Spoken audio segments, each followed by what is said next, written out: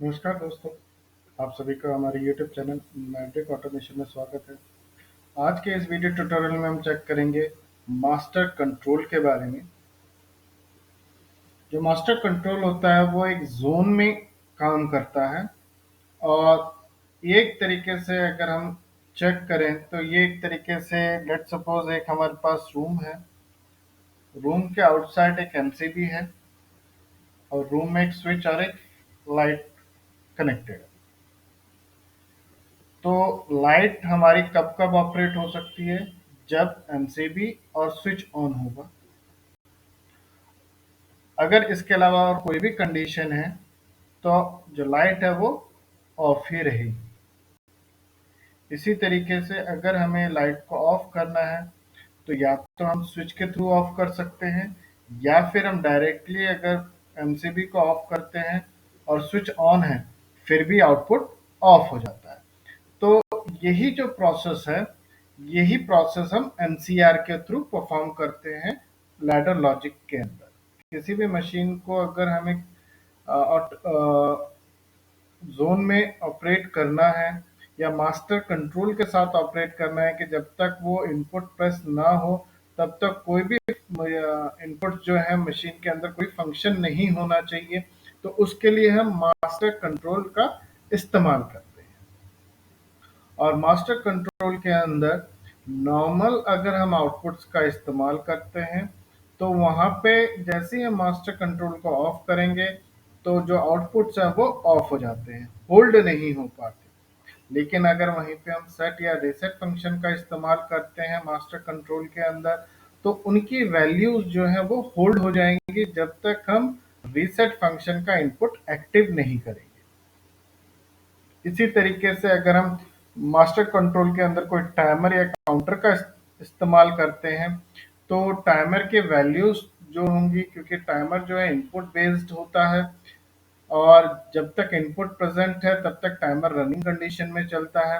तो जैसे ही हम एमसीआर को ऑफ करते हैं तो जो टाइमर है वो रीसेट हो जाएगा, लेकिन जो काउंटर है वो पल्सेस पे काम करता है, तो काउंटर के वैल्यू रिसेट नहीं हो सकती मास्टर कंट्रोल के अंदर। तो ये सारी कंडीशंस हम एक बार वन बाय वन वेरीफाई करते हैं।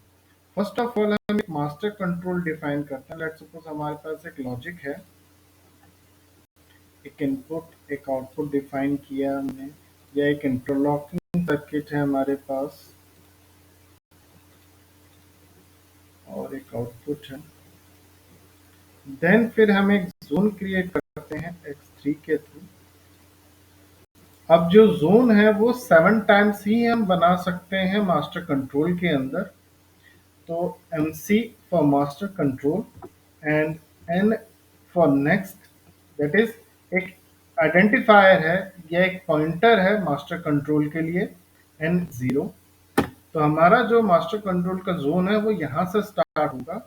अब जो भी हम यहाँ पे इनपुट प्रोवाइड करते हैं, लेट्स सपोज x4, और एक आउटपुट प्रोवाइड करते हैं हम x2, देन कोई भी हम प्रोग्रामिंग करके उसको जो लास्ट इंस्ट्रक्शन होगा मास्टर कंट्रोल के लिए वो MCR होगा, जोन को कंप्लीट कराने के लिए N0। इसको कंपाइल करते हैं, रन करते हैं। अभी देखिए जो MCR जोन से बाहर है अगर हम उसे ऑपरेट करते हैं तो ऑपरेट हो रहा है, x1 ऑपरेट करते हैं तो y1 भी ऑपरेट हो रहा है। लेकिन जो MCR जोन के अंदर है x4, अगर इसे हम ऑपरेट करते हैं दैट मीन्स कि ये लेट्स सपोज ये हमारी एक एमसीबी हो गई और ये स्विच है। अगर एमसीबी बाहर से ऑफ है और स्विच अगर हम ऑन करते हैं तो लाइट हमारी ऑफ ही रहेगी। और अगर हम बाहर से एमसीबी ऑन करते हैं, मास्टर कंट्रोल ऑन करते हैं और हमने इनपुट प्रेस नहीं किया फिर भी आउटपुट ऑफ ही रहेगा। तो आउटपुट को ऑन होने के लिए दोनों इनपुट का होना जरूरी है। जैसे अब हम x4 को ऑपरेट करेंगे तो y2 भी ऑपरेट हो जाएगा। लेट सपोज अगर हमें ऑफ करना है तो अगर हम x4 को ऑफ करते हैं तो y2 ऑफ हो गया, लेकिन मान के चलते हैं कि हम X4 को ऑफ नहीं करते, हम रूम से बाहर जाके डायरेक्ट अगर एमसीबी को ऑफ करते हैं तो उस कंडीशन पे भी Y2 हमारा ऑफ ही हो जाएगा, भले ही उसका स्विच ऑन क्यों ना हो। तो यहाँ पे जो एमसीआर जोन है उसके अंदर अगर हम नॉर्मल आउटपुट का इस्तेमाल कर रहे हैं तो यहाँ पे वो आउटपुट अपनी स्टेटस को होल्ड नहीं कर पाता, क्योंकि जो इनपुट है वो रीसेट हो जाता है, जिसकी वजह से आउटपुट की कंडीशन भी रीसेट हो जाती है। अगर हमें इसको होल्ड करना है तो लेट सपोज हम एक नॉर्मल होल्डिंग सर्किट यहाँ पे ड्रॉ करते हैं। इसी आउटपुट को हम जो है होल्ड करा लेते हैं X2 को, और एक एनसी लगा देते हैं 5 की, सो दैट कि हम इसको एक कुछ बटन होल्डिंग सर्किट बना के हम ऑन ऑफ कर सकें। अब अगर हम चेक करते हैं, X3 को हमने ऑन किया, X4 को ऑन किया, तो Y2 ऑपरेट हो गया, और X4 अगर हम ऑफ भी कर दें तो भी Y2 ऑपरेटेड है, दैट इज होल्डिंग पर हो चुकी है।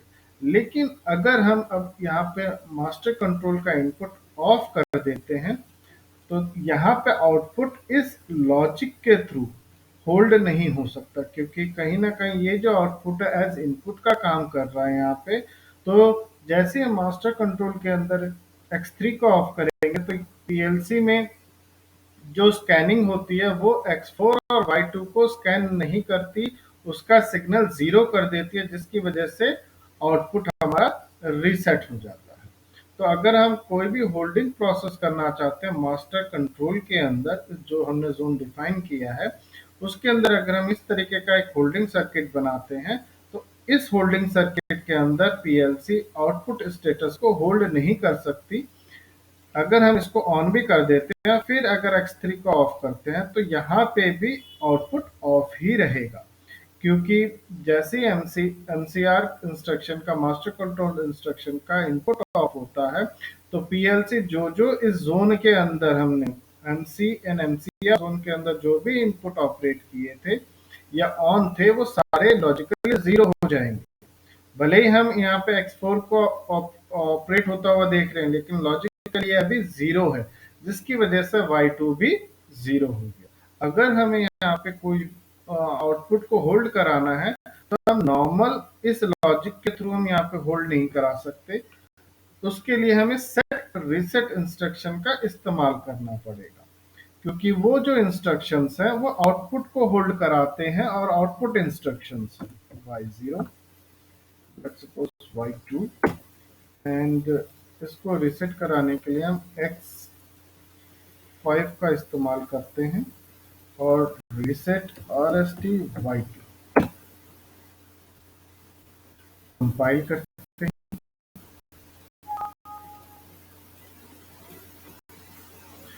अभी यहाँ देखिए, जैसे हम यहाँ पे ऑपरेट करते हैं हमारा MCR जोन एक्टिव हो गया। उसके बाद अगर हम X4 को ऑन करेंगे सेट हो रहा है, X5 को ऑपरेट करते हैं रीसेट फंक्शन होगा। अब अगर हम यहाँ पे इसको सेट कर देते हैं और उसके बाद हम X4 को ऑफ करके अपना मास्टर कंट्रोल का इनपुट भी अगर हम ऑफ कर दें तो यहाँ पे ये जो आउटपुट है वो सेट ही रहेगा, क्योंकि इसके अंदर हमने Y2 को एज इनपुट कंसिडर नहीं किया और Y2 एज एन आउटपुट था और सेट कॉइल के साथ है। ये रीसेट तभी होगा जब हम X5 को ऑपरेट करते। देखिए यहाँ पे हम X5 को ऑपरेट कर रहे हैं लेकिन इसका लॉजिकली सिग्नल जो है पीएलसी स्कैन नहीं कर पा रही, लॉजिक जीरो है, जिसकी वजह से Y2 अभी भी सेट है। ये रीसेट तभी हो सकता है जब हम X3 को वापस से ऑन करें और अब अगर X5 को ऑपरेट करते हैं तो Y2 हमारा रीसेट हो सकता है। तो इसीलिए अगर हमें मास्टर कंट्रोल के अंदर कुछ भी सेट रीसेट का इस्तेमाल करना है तो हम वहाँ पे डायरेक्टली सेट रीसेट फंक्शन का इस्तेमाल करेंगे, ना कि एक नॉर्मल होल्डिंग सर्किट वहाँ बनाएंगे। थर्ड कंडीशन है कि अगर हमें टाइमर या काउंटर की वैल्यू चेक करनी है, लेट सपोज हम एक इनपुट ले लेते हैं X4 और इसके बिहाफ पे एक टाइमर रन करते हैं TMR T0 के 50 फॉर 5 सेकेंड्स। जब टाइमर की टाइमिंग कंप्लीट हो तब एक नॉर्मल आउटपुट हमें Y2 ऑपरेट हो जाए, और साथ में हम यहाँ पे एक और इंस्ट्रक्शन ले लेते हैं डन बिट के थ्रू।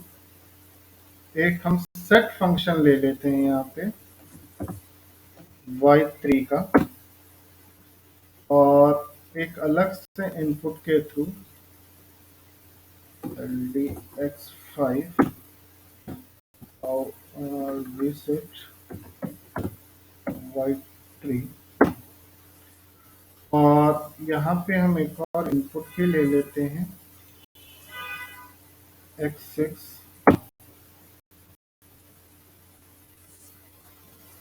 LDX6, और एक काउंटर ले लेते हैं CNT C0K3, और काउंटर की डन बिट पे LDC0 एक नॉर्मल आउटपुट हम ऑपरेट करते हैं Y4, कंपाइल करते हैं, मॉनिटर करते हैं। यहाँ देखिए जो हमारा MCR जोन है उसके अंदर अगर हम इनपुट को ऑपरेट करते हैं और फिर अगर हम टाइमर को ऑपरेट करते हैं तो टाइमर हमारा रनिंग कंडीशन पे है।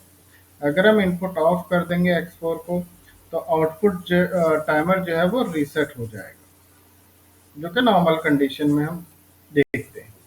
लेकिन अगर ये ऑन है और उस कंडीशन पे अगर हम इसे ऑफ कर देते हैं तो देखिए यहाँ पे भी टाइमर जो है वो रीसेट हो गया, भले इसका इनपुट एक्टिव था, क्योंकि जैसे हम X3 को ऑपरेट करते हैं तो जो X4 का जो लॉजिकली 1 सिग्नल था वो 0 कर देती है PLC, और उसकी वजह से जो टाइमर है वो रीसेट हो जाता है। अब एक बार इसको पूरा कंप्लीट कर लेते हैं। अब देखिए जैसे ही टाइमर की टाइमिंग कंप्लीट हुई Y2 और Y3 ऑपरेट हो गया। अब जैसे ही हम यहाँ से X3 को ऑफ करेंगे तो Y2 तो ऑफ हो गया, क्योंकि Y2 जो चल रहा था वो T0 की वजह से चल रहा था, और T0 की जो वैल्यू है वो 0 हो गई, और एज T0 का एज हमने इनपुट इस्तेमाल किया जिसकी वजह से वो ऑफ हो गया। लेकिन यहाँ पे भी हमने T0 इस्तेमाल किया, लेकिन जो Y3 था उसको हमने सेट करके रखा।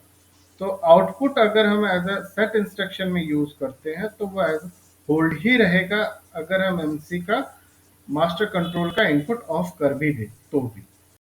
और अगर हम इसे रीसेट कराना चाहते हैं तो मास्टर कंट्रोल का इनपुट एक्टिव होगा, और उस कंडीशन पे जैसे ही हम यहाँ से इसको एक बार हम ऑफ कर देते हैं, अब अगर हम X5 को ऑपरेट करते हैं तो Y3 हमारा रीसेट हो सकता है। तो ये है टाइमर के बारे में।